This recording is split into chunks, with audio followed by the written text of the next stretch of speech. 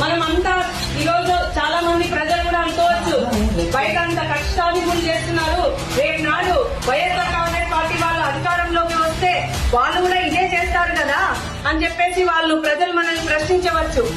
అవును, మేము కూడా చేస్తాము. ఎవరైతే చేసినారో వాళ్ళకి ఖచ్చితంగా బుద్ధి చెప్తాము.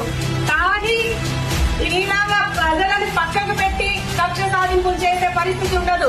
ఒక పక్క కక్ష సాధింపులు ఎవరైతే ఇబ్బంది పెట్టినారో వాళ్ళందరికీ బుద్ధి చెప్తూ ప్రజలకి ఏదైతే మాట ప్రకారం మన నాయకుడు చెప్తారో వాటిని అన్నిటినీ కూడా న్యాయం చేసే దృష్టితో ముందుకు పోతూ 2 విధాల న్యాయం చేస్తూ పోతామని చెప్పేసి కూడా ఈ సందర్భంగా తెలియజేస్తున్నాను.